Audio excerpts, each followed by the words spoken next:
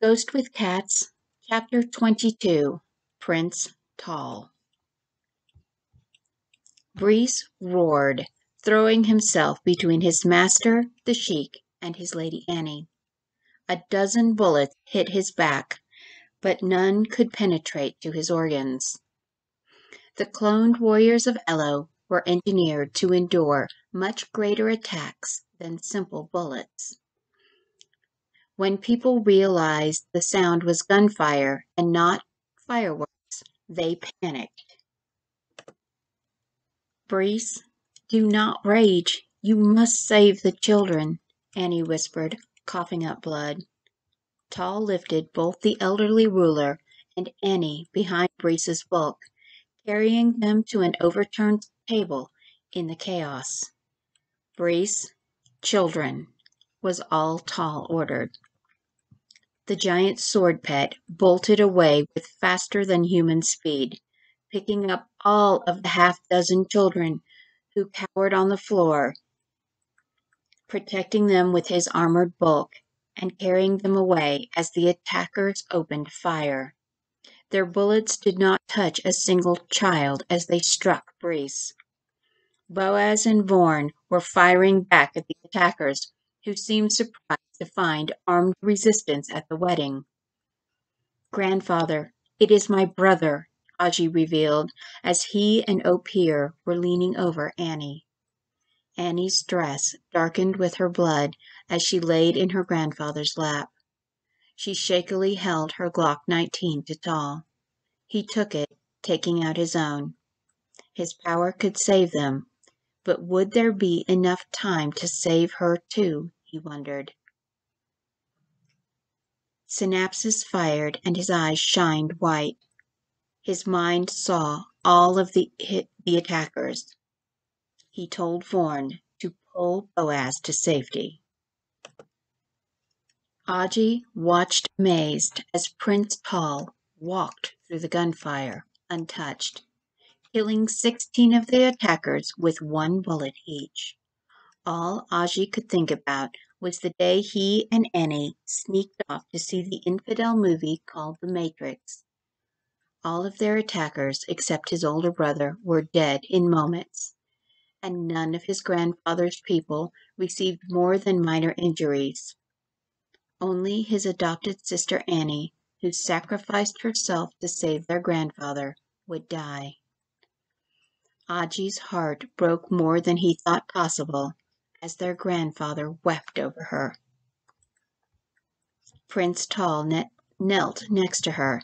His face was anguished as he held her bloody cheek.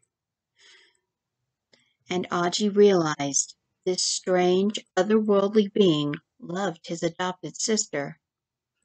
His servants and her Jewish protector stood to the side watching as the dead were removed.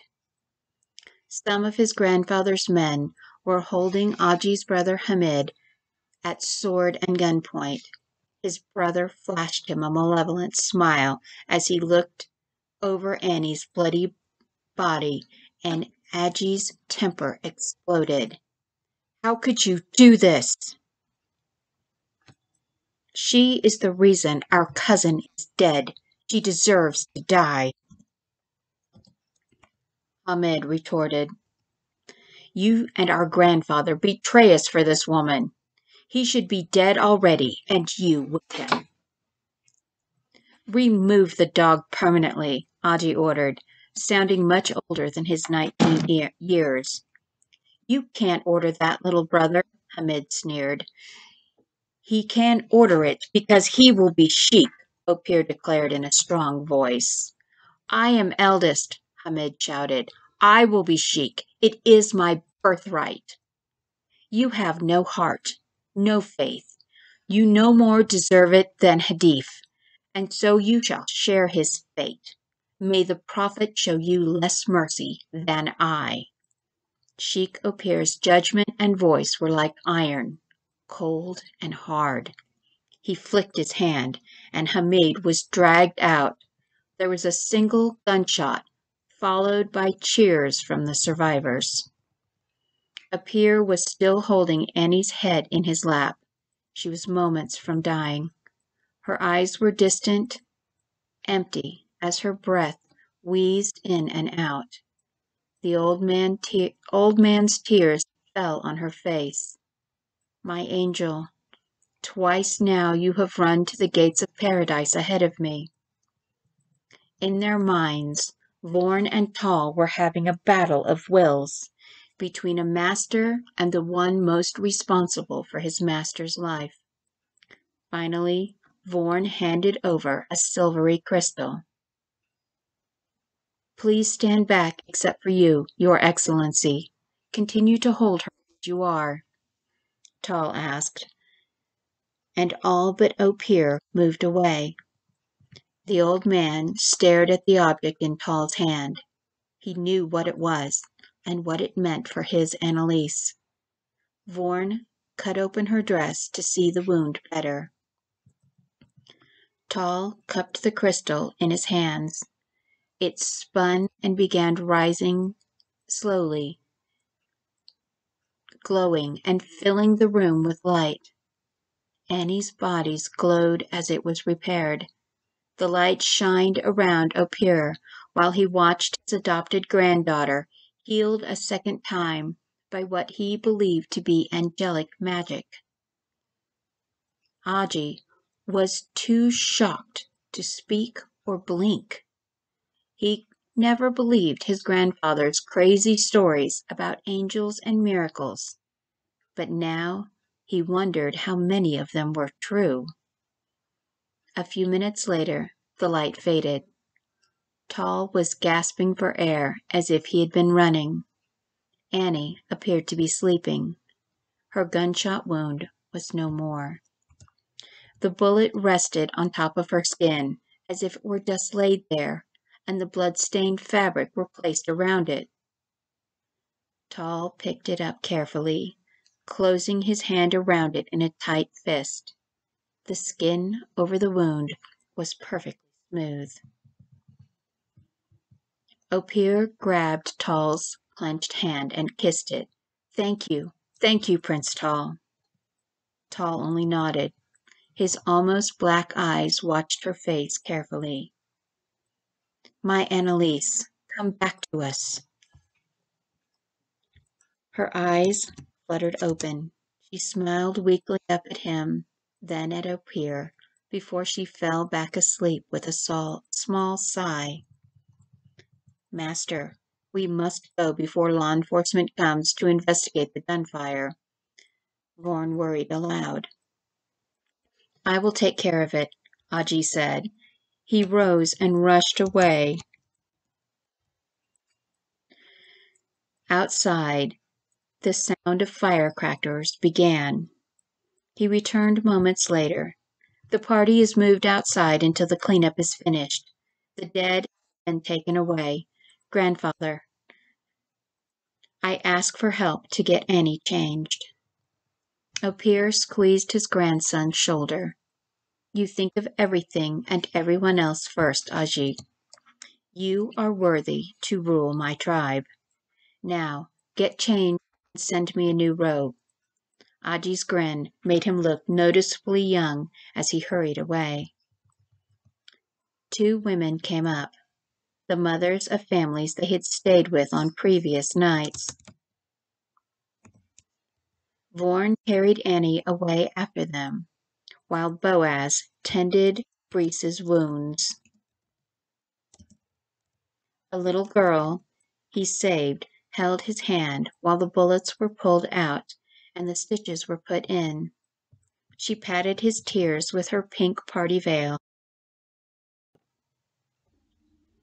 When Boaz finished, the little girl brought Brees a piece of chocolate cake and a cup of milk. She watched over him while he ate it. Then she cleaned his face and thanked him for saving her life. Her parents bowed to Brees when they found her with him, also thanking him for saving her life. He, in turn, thanked them for her kindness. He kept her pink party veil tucked in his pocket. She had given it to him, and he decided he would keep it forever. It was good to have friends and protect children. He had never made friends with children before he came here. On Eloh, it was a great honor for one to be allowed contact with children, and he hoped the master would allow it after they returned home.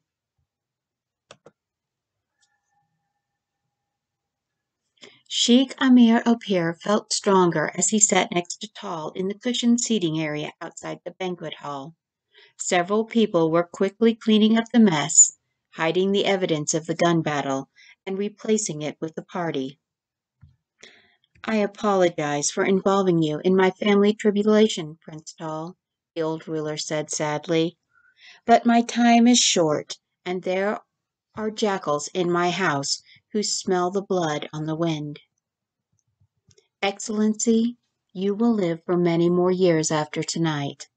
Annie loves you most in this world, enough to leave it in your place. But I could not allow her light to be lost or her heart to be saddened, Tal answered. The old ruler looked at him smiling. Did you know when your brother healed her, I asked him if he loved her? He laughed and said, not as much as my little brother. I think you were surprised to find that out. I think everything about this place surprises you. Tal drank his black coffee and sugar and sighed. Every time I turn a corner on this world, I find out everything I thought was the truth is just a reflection. I never knew what love was until I met her again, but she must stay here where she will be safe. Times are difficult in the kingdom of the Eloh, Excellency. I now suspect that True was murdered because of his work here, and he was not the first nor the last. I am one of the 12 defenders. My younger cousin is now king. I must protect him. I fear war is coming. I also believe I was lured here to be murdered, but my enemies did not count on Lady Andy finding us and helping us, and bringing us the aid of our ancient allies. I thank you for all you have done to aid us, and I must ask that you help Rabbis Jacob and Isaac hide her when I leave. An extremely dangerous man is looking for her. Opir nodded. It is the will of the prophet. We help you. The jackal, Dale Bence, has sent his spies looking for my granddaughter among my people, bribing and lying.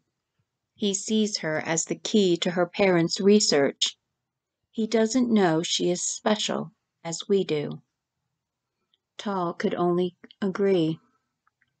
Boaz came in quickly. Mr. Tal, we need to leave in the next 15 minutes. A friend of mine with the Texas Rangers just called me. There is a private security group headed here to look for terrorists. There will be a raid. Sheikh Opir, will you and your grandson be all right? Do not fear. There are no bodies nor blood here to be found. Just a Bedouin wedding that has gotten out of hand. Desert people go crazy once we leave the sands. Go quickly. Take my angel and get away from those jackals. Tell Jacob and Isaac I will see them soon, Opir replied. Tal warned Brees and Vorn with a thought. He rose and bowed to the elderly ruler. I am glad to have met you, friend of my brother, Tal responded. I am your friend now too, Prince Tal, and I have a gift for you. Opir handed him a beautiful jeweled yambaya, a curved dagger. The hilt was carved ivory, and it lay in a beautifully carved silver sheath inlaid with precious jewels. For my angel's life, happiness, and love. All bowed again. You are very generous, Excellency. It is you who are generous. I know what you have given up to save my granddaughter. It is the same thing your brother gave up that would have saved his life later. Be careful, Prince Tal. May the Prophet guide you. Apir nodded to him. His last words were as much a prayer as a dismissal. Tal went to his room and changed quickly. Vorn was helping Breeze change into sweats so the guard didn't damage his stitches, even though he would be healed tomorrow. Tal pushed open the door to Annie's room. Annie was asleep on her bed in a beautiful golden silk gown and robe. She had been bathed, her hair curled and styled, and rings placed on her hands. She looked like a sleeping princess out of a story. As carefully as Tal could, he lifted her and carried her out to the touring passenger van they were now using. Boaz laid down the bed in the back. Aji ran out to them. He hugged the sleeping Annie and kissed her on the cheek. "Thank you for saving my sister, Prince Tal," he said in a rush of emotions, his eyes wet from his gratitude. "Take care of your grandfather and your people, Aji. Be a great ruler," Tal responded, emphatically. "I will do the best I can, I promise. Just don't get caught." He took one last look at Annie, then ran back inside. Boaz pulled onto the interstate, and they blended into the traffic. By dawn, they were watching the sunrise over the Gulf of Mexico.